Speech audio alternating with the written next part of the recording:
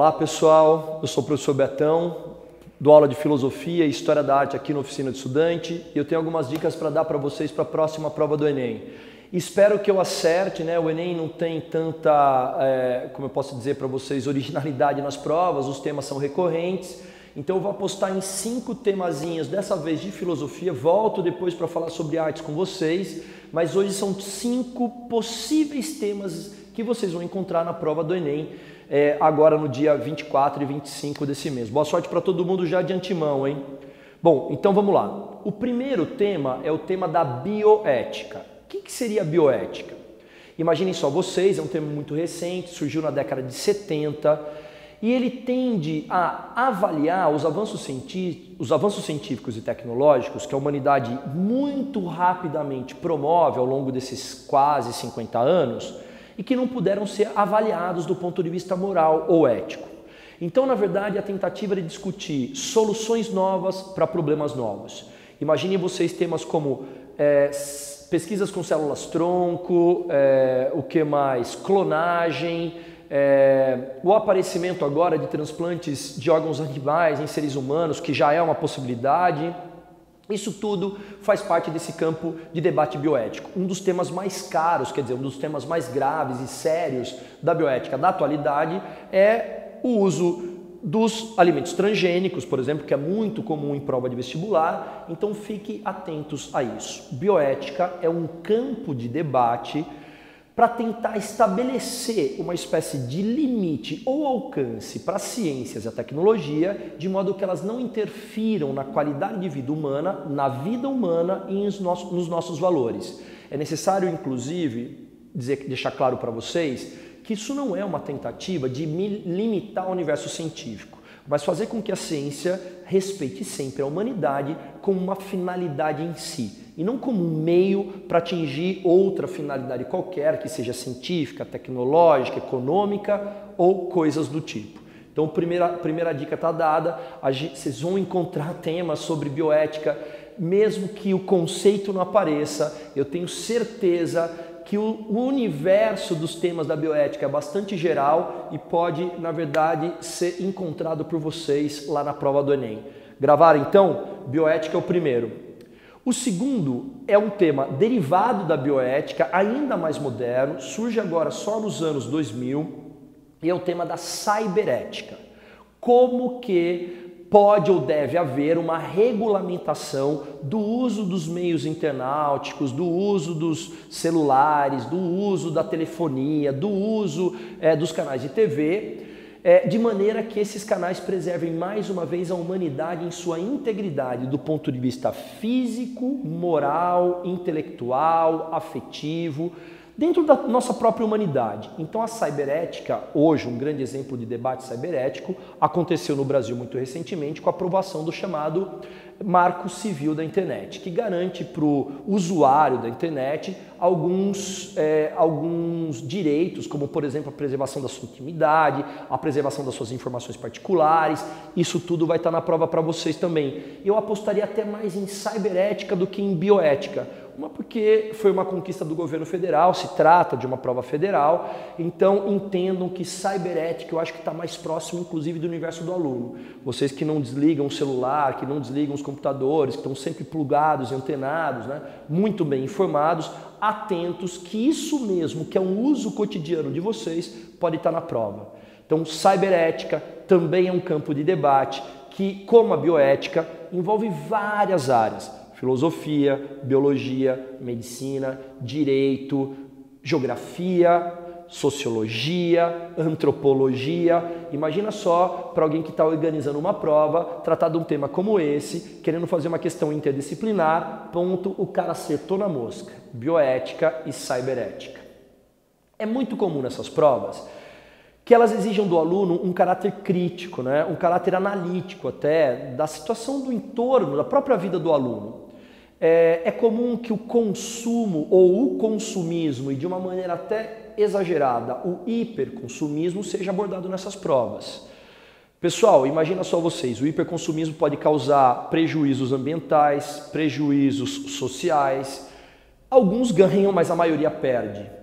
Os elementos da moda, né, que são altamente rotativos, podem fazer com que nós nos tornemos consumidores vorazes. Isso faz com que nós, de uma maneira voraz também, sejamos impelidos ou impulsionados para o consumo através das propagandas de TV, através dos outdoors. Isso tudo é um universo muito próximo de vocês. O shopping center, a loja. Hoje existe inclusive uma mercantilização da educação, uma mercantilização da saúde, que seriam áreas estratégicas do governo que deveriam ser, na verdade, distribuídas à mão cheia para toda a população de maneira gratuita e de qualidade, e infelizmente tudo está mercantilizado. Hoje em dia é muito comum que um aluno ou um jovem como você seja, na verdade, avaliado muito mais pelas coisas que tem do que pelas coisas capazes de serem produzidas por vocês, né? Então vocês são avaliados pelo celular, o último modelo que vocês têm, ou não é o último modelo, toma cuidado, você está saindo de moda, hein? Se você não tiver o último modelo, cuidado que você não vai mais fazer parte do grupo. Inclusive hoje, eu aconselho que vocês inclusive assistam alguns vídeos, né, nossos passados no YouTube que tratam desse tema, que vários professores já falaram sobre isso, tenho certeza que os professores de geografia já trataram do tema. O consumismo é um dos grandes males presentes na humanidade. Sim, o consumo é importante, gira a roda da economia, mas o hiperconsumismo, o consumismo irrefletido, o consumismo voraz, aquele consumismo imediatista, né, cara, impulsivo, esse sim é perigoso. Eu acho que esse toque vai até para além da prova do Enem, né? Fique atento com isso, não caia nas armadilhas da maneira mais fácil. É comum que o Enem explore o universo da propaganda dentro da sua prova. E o hiperconsumismo trata exatamente da propaganda como um primeiro, vamos dizer assim, meio de ilusão do consumidor para fazê-lo consumir o máximo possível. Dentro do hiperconsumismo vocês têm esses subtemas: publicidade, meio ambiente. Meio ambiente não é um subtema não, é um tema, na verdade, principal, mas ele é avaliado também a partir do tema do hiperconsumismo. O que mais? A própria bioética pode ser um tema associado ao consumismo. A própria cyberética pode ser um tema associado ao comunismo. Eu não sei se você... Consumismo, desculpa, comunismo não, mas consumismo sim. Entendam que eu estou tentando tratar para vocês de temas que são correlatos, ou seja, eles têm uma ligação mínima, pelo menos, entre eles. Ok? Bom, o meu quarto tema, ou a minha quarta possibilidade, diz respeito à indústria cultural. Pessoal, não sei se vocês sabem, mas existiu uma escola de estudos humanísticos, né, em Frankfurt na década de 30, a chamada Escola de Frankfurt, e dois autores criaram um conceito, são eles Adorno e Horkheimer, que era o conceito de indústria cultural. Se você está pensando que indústria cultural é a indústria que produz cultura, é um engano. A indústria cultural é aquela que transforma a cultura em produto vendável. Portanto, o valor próprio da cultura, o valor intrínseco dela, como o valor de reflexão, o valor identitário, o valor de uma cultura nacional, né? Identidade de uma cultura nacional, o valor crítico da cultura se perde e ele é substituído exclusivamente pelo valor de consumo dela. Hoje, um filme, uma banda, um festival de rock, ele é muito mais pensado pelo lucro que gera, ou para o lucro que gera, do que propriamente pelo seu valor cultural. Então a indústria cultural pode ser resumida em nomes como Warner, o que mais? A Metro-Goldwyn-Mayer, o que mais? A Disney, que são esses grandes conglomerados extremamente poderosos e que nos induzem a acreditar que aquilo tem um valor de cultura. Na verdade, eles nos transformam num objeto manipulável que nos leva a acreditar que aquilo tem um valor cultural, pode até ter, eu não estou dizendo que todo produto produzido pela indústria cultural não tem valor cultural, não é isso que eu estou dizendo. Alguns realmente podem ser bons entretenimentos, podem realmente gerar cultura, mas eu estou dizendo que a intenção nunca é essa. A intenção primordial e principal é sempre a geração do lucro. Eu me divirto vendo filmes blockbusters no cinema sem problema nenhum, mas eu estou atento, né, para o objetivo que eles estão, na verdade, colocando, que não sou eu esse objetivo, não é o humano o objetivo, e sim a ideia do produto vendável. Eu tenho que me transformar, então, num consumidor desses produtos. É comum, inclusive, que essa indústria não ganhe dinheiro exclusivamente com o filme ou exclusivamente com a música, mas com camisetas a respeito do filme ou da música, com bonequinhos, com souvenirs, com revistas em quadrinho. É um universo de produtos que, na verdade, acaba gerando um lucro extremo e você é um meio para atingir esse lucro. Pessoal, eu não acredito que exista nada mais imoral do ponto de vista da moralidade humana, do que transformar o ser humano num meio e não numa finalidade em si.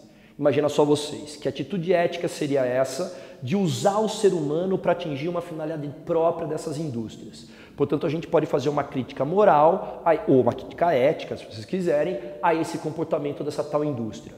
Veja, indústria cultural tem relação com o hiperconsumismo. Hiperconsumismo, relação com a cyberética e a bioética. Esse é o universo que eu imagino que vocês vão encontrar no Enem. Bom, agora eu quero falar sobre um tema com vocês, que é o tema sobre a moral kantiana. E a moral kantiana é uma moral deontológica. Deontológica significa a moral que avalia o dever da ação, ou seja, a origem dela, a motivação dela, e não o seu resultado ou finalidade. Para tentar explicar, eu vou exemplificar com uma historinha que eu conto sempre para os meus alunos. Quando eu começo a falar dessa história, eles já sabem de cor, mas é bom porque eles acabam entendendo. Espero que vocês entendam também. Imaginem vocês que nós estamos na Suécia, em Estocolmo, num lugar extremamente frio, durante um inverno, os laguinhos ficam enregelados e uma família resolve se divertir.